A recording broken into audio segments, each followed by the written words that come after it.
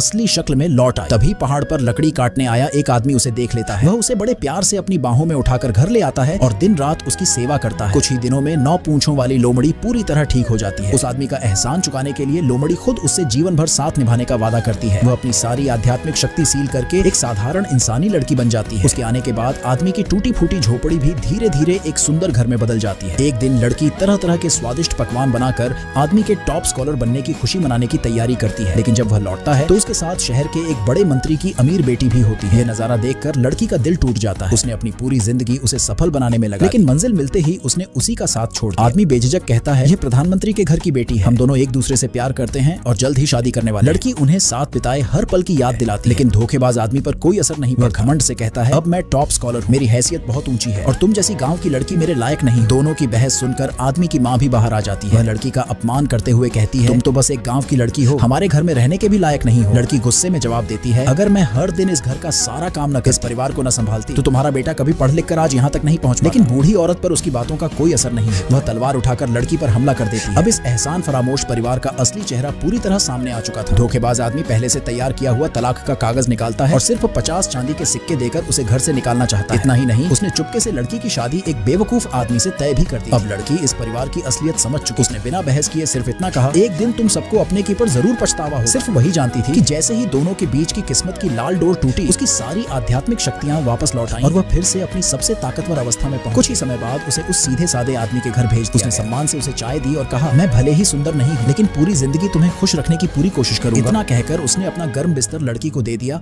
और खुद जमीन पर सोने चला। लड़की मन ही मन सोचने लगी, एक मशहूर और कामयाब आदमी ने मुझे नीचा समझकर ठुकरा दिया, लेकिन एक गरीब और सीधा इंसान अपनी सबसे कीमती चीज भी मेरे लिए छोड़ रहा है। उधर लड़की का साथ छूटते ही धोखेबाज आदमी की किस्मत भी बदल। अचानक बिजली गिरने से उसके घर की छत टूट और भारी लकड़ी उसकी माँ की दोनों टांगों पर आ गई। अगले ही दिन वह आदमी कुछ लोगों को लेकर लड़की के घर पहुंच गया। उसने सबके सामने लड़की को अपशकुनी बताया और कहा कि उसके घर छोड़ते ही सारी मुसीबतें शुरू हो गई। उसकी माँ गुस्से में नौकरों को आदेश देती है कि लड़की को जबरदस्ती पकड़कर वापस ले आ ताकि वही उसकी सेवा। लड़की शांत होकर कहती है, हाँ, झगड़ा करने की बजाय जल्दी से डॉक्टर को बुला, अगर इलाज में देर हुई तो तुम्हारी टांग हमेशा के लिए खराब हो सकती है। लेकिन टॉप स्कॉलर बनने के बाद उस आदमी का घमंड 7वें आसमान पर था। उसने गुस्से में अपनी तलवार निकाल ली और लड़की पर हमला कर, मगर इस बार हालात बदल चुके। लड़की की सारी शक्तियां वापस आ चुकी। अब वह किसी के अत्याचार सहने वाली नहीं थी।